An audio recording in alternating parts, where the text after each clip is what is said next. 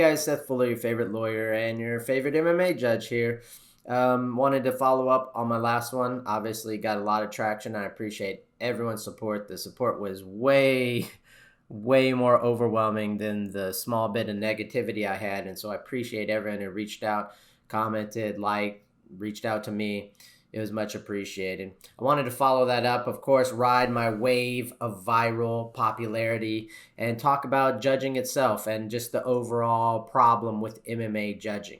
So it's obvious that the whole point of judging is that the score at the end of a fight reflects what actually happened in the fight, and that's the golden ring for every fight to be consistent. That whatever happened in the fight, whoever did the most damage, whoever was most effective, whoever scored the most under the rule set is the winner at the end of the fight.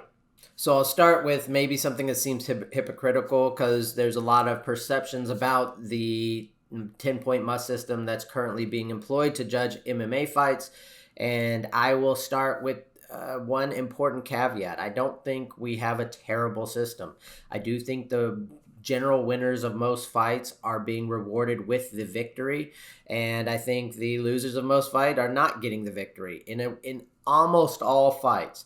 Only in very close fights, only in close fights, for the most part, do we have any discrepancies. Most fights that are one-sided, it's easy to judge, and the winner is the one whose hand is raised at the end.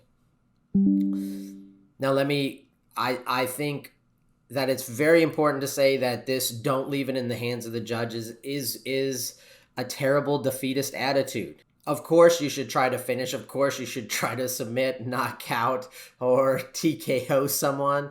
But that sometimes that doesn't happen. And to say that, well, you just shouldn't be able to rely on the system we have in place in order to get justice is absolutely ridiculous. Of course, it's better if you don't, but we should be able to have a standard that actually reflects whether you won the fight or not, that actually reflects whether the hard work you put in turned into results.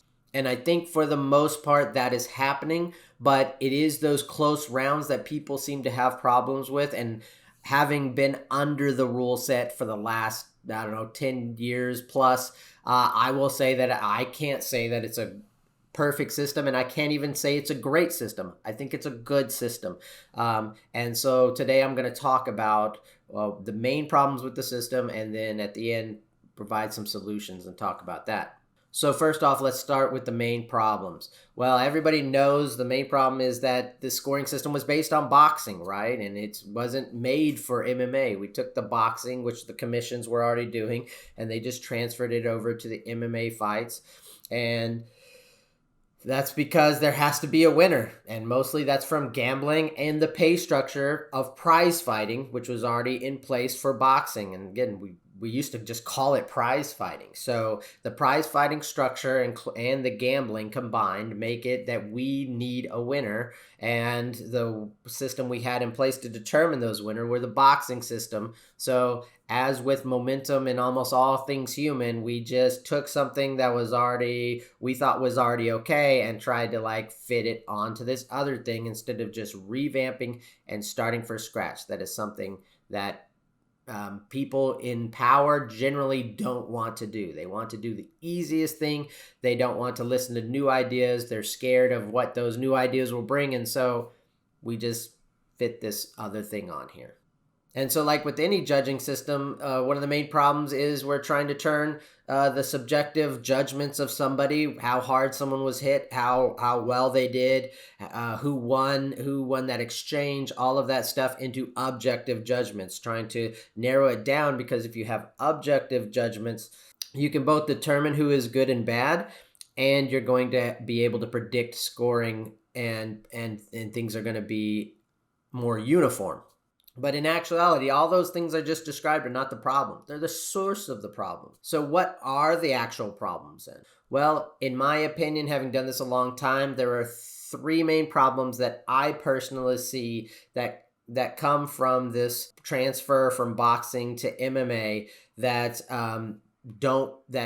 causes a misalignment of what actually happened in the fight to the scoring system, and that causes people to perceive or even it be reality that the score given at the end does not reflect actually what happened in the fight. So problem number one, in boxing, it's pretty easy since you're just using punches. The question is, how many punches did they actually land and how hard were those punches? And if you calculate those things, you should easily come up with a winner. And that's good in theory and maybe even doable in practice. However, that is not the case with MMA. With MMA, it's chaos. You have kicks, punches, knees, and most importantly, submissions and grappling. And those things are very hard to quantify. And so you get this weird thing. Let me give you an example. Guard for O'Malley, inside leg kick for Munoz. A lot of kicks by Pedro. A lot of kicks without setups. Yep. So if we look at that exchange right there, 2 solid leg kicks and then a solid jab. Who wins? Who wins that exchange? Because I have to judge, all judges have to judge those little exchanges, okay? They have to do a series of those exchanges. And what 2 leg kicks versus a solid jab to the head? Is a solid jab to the head more immediately damaging? In other words, that's more likely to end the fight, whereas leg kicks are cumulative, as is in the judging standards. How do I determine that? And that's an easy one. Let me give you one more. Right back to work. There it is. Triangle. Oh, That's tight. That's tight. Oh, he got him. T-City trying to win a title with his signature move. Oh, my goodness. That is tight. It's going to go. I thought it was over The twice. champ. He's a still on the savage, ground with man. him. And now he's just beating the Now ball. he's like, I'm going to make you break for that. Oh, Big oh shots my getting goodness. through. All right, so let's just look at those 2 exchanges. The triangle from a T-City, the guy who's named after triangles and finished many triangles, that was pretty tight, to that series of ground strikes there. Which scored more? How do you even argue one way or the other? One is close to a submission, one is close to a finish. Is the punches, because they are punches, more damaging than the triangle because it wasn't fully locked in and it didn't submit him? Here's what I'm telling you. It's impossible. It's impossible. It's judgment. It's the subjective judgment of the judge. And again, I think different fighters would have different reactions. Different judges will have different reactions based on all our biases and experiences. So how do we do that? That's the difficult part. And that's the part I think should always be left to the judge, and we shouldn't criticize one way or the other. But those 2 examples just show you how difficult it is for me as a judge to score something, especially live with backs being turned and everything. It's bananas. It's so difficult, and I think we do a pretty good job. However, that multifaceted aspect of MMA leads it to be much harder than boxing. And therefore, in my opinion, not allowing more 10-10 rounds, not having more 10-10 rounds is one of the main problems in MMA. So when I look at this handout that we've been taught and that is supposed to reflect our judging, and I see that a 10-10 is only supposed to be scored in incomplete rounds, and 95% of rounds will be scored 10-9, and less than 5% of rounds will be scored 10-8. When I see that, what I think is that is going to lead to scores that don't reflect the round I just saw, because many of these rounds are razor thin. Razor thin. Subjectively, anybody could take it. I think every split round, every round where we see it differently, could be a 10-10 round. Could be a tie round. Now, I understand Vegas doesn't like this, and it isn't helpful for the prize fighting structure, because the theory is you'll have more ties. But I don't know that. I don't know how that would shake out if we are allowed to do 10-10, because if it's a very close round and I score a 10-10, and then the person wins by a decent margin the next 2 rounds, he still wins.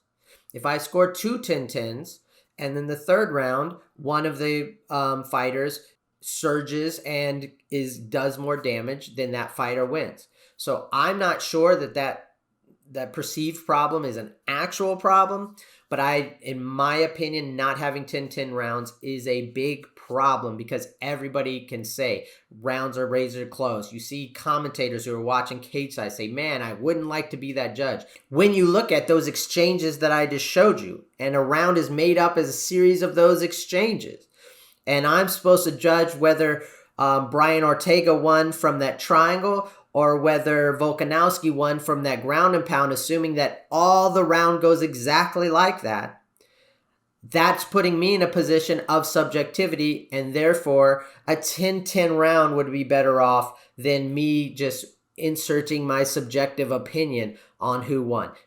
That is my subjective opinion, that is a bad thing. That is a main problem with MMA. Now, the second main problem with MMA, in my opinion, is directly related to that. Okay, don't do 10-10s. We've never done 10-10s. Those are bad. Gotta please the bookies. So what about 10-8s?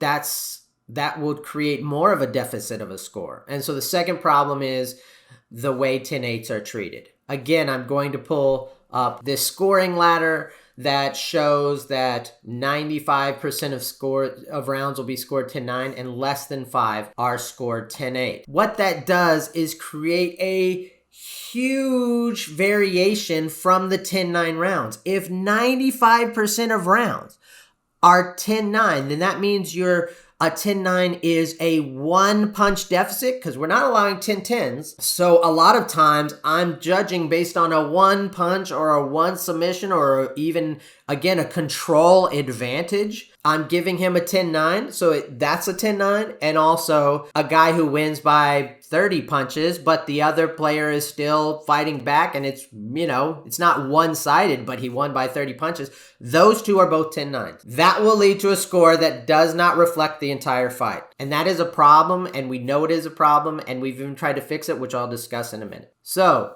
the third main problem that I see is kind of one that I don't hear talked about a lot. It's just kind of me personally. I've always had an issue with this, which is the change from the original UFC format of no time period to this time period. The things that this boxing scoring system and round system rewards is strikers and lay and pray. And I'm like, how does it reward those two things? Well, at the upper ends, the strikers who can keep distance and outpoint people are going to have a strong favorite when it comes to the end of a decision. They don't have to finish people, but if they can keep their distance and outpoint people, which you see with people with really long reach, why you see a lot of people with really long reach in the championships, and they don't have to worry about the mixed martial arts aspect. They have to get just good enough to not be taken down, and then they can outpoint people. And again, they just have to win by one punch each round, and then it looks like a runaway round. Whereas someone who maybe mixes it up and goes for submissions and stuff, if we're not counting the submissions, and if a lot of submissions doesn't equal a 10-8 round ever, then what you'll see is just essentially a striking. Or if someone can get someone to the ground, these elite wrestlers who can just grab a hold of someone and put them on the ground, and they don't have to pass guard, and all they have to do is land these little punches for a long time, then they score 10-9, and then they can do that over and over and over again because the round starts every 5 minutes.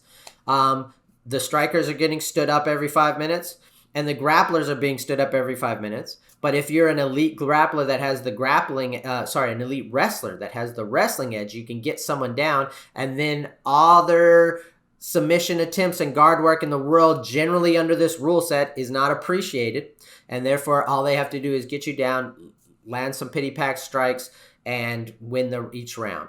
Same thing with the strikers. You get stood up, so all you have to do is keep your distance. If you do get taken down for a short amount of time, then you'll get back up, keep your distance, land your strikes. And again, the strikes are what really reflect in the judge's mind. Maybe fairly so. And so you get these, what you see at the top of each division is either an elite striker who can keep their distance or an elite wrestler who could close their distance. And you see a lot of non-finishes and you see a lot of decisions. And those people are winning those decisions, even though they aren't the most entertaining. And even though they weren't necessarily reflective of what actually went on in the fight. So that's the three problems that I see. So now I've gone over the problems. What are the solutions?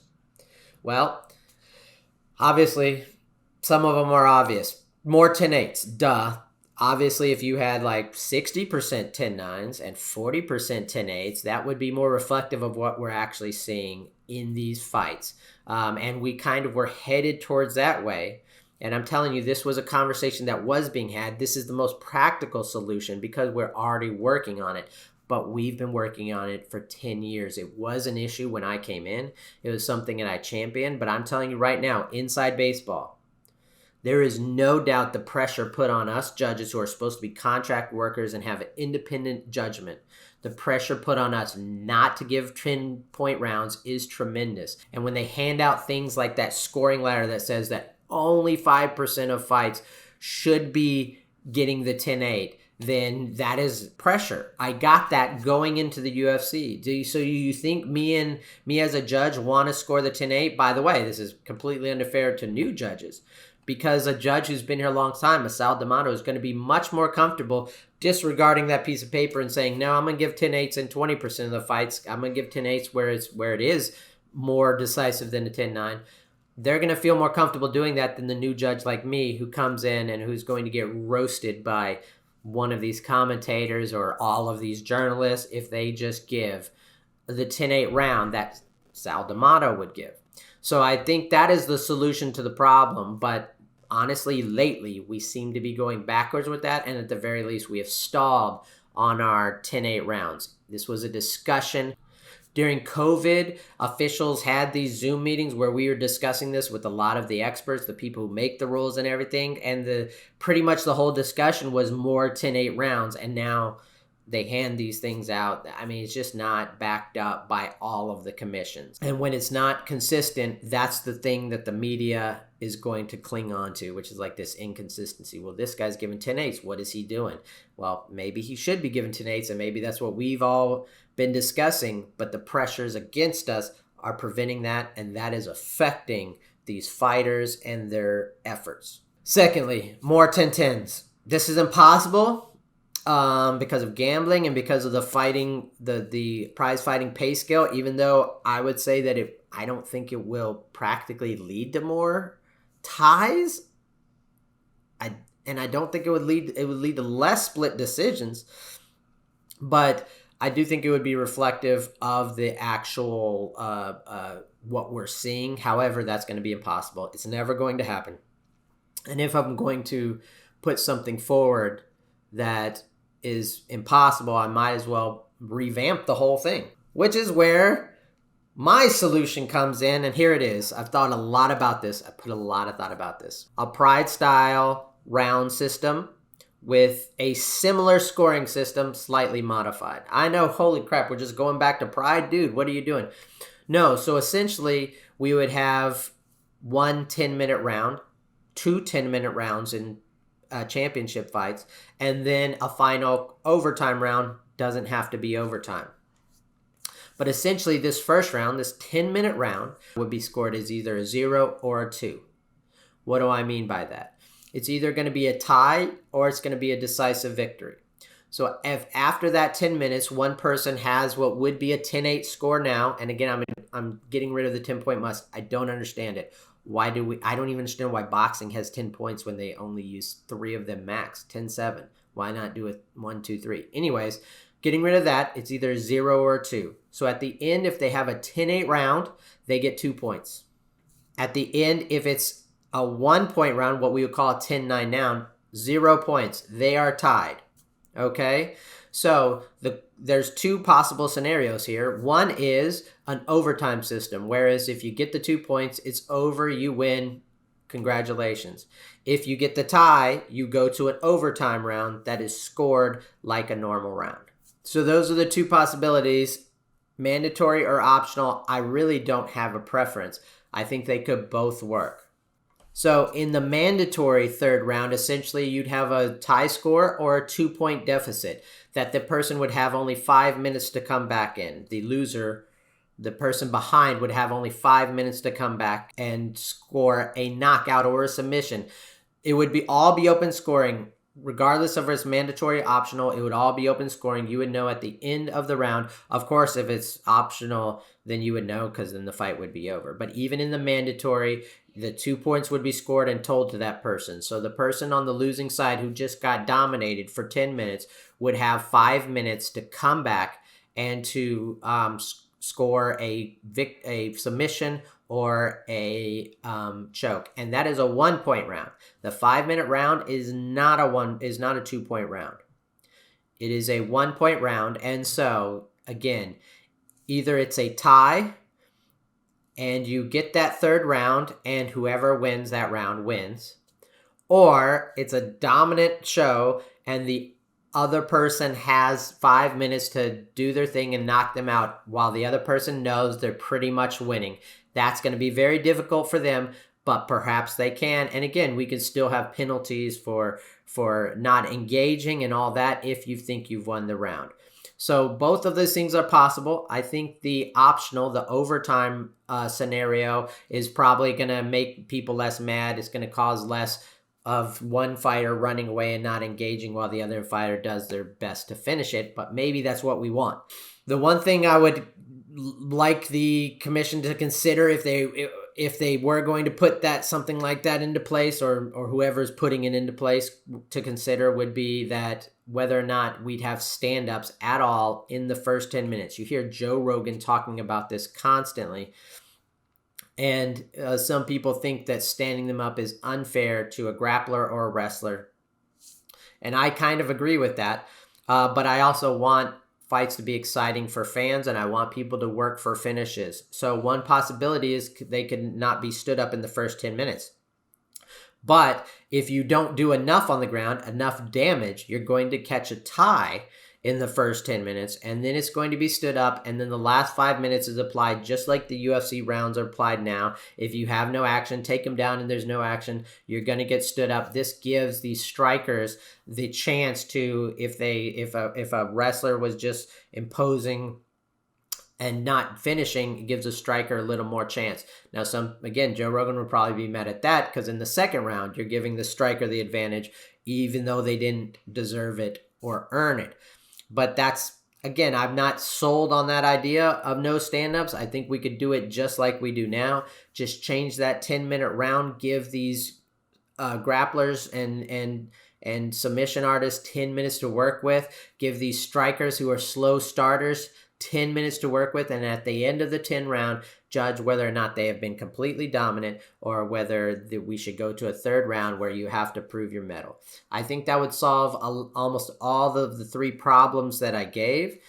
It would, of course, the third round would still be up to the judge. It would still be subjective. And so the round that I got infamous for might still, because I think it was even, if we put those 2 5 minutes together, that would be a tie score. We would have gone to overtime, and I would have still been lambasted if the third round was the same. And so I admit there's no perfect system, but I didn't see it as a problem. If you think I did a bad job judging, then the right person won, correct? So we're good.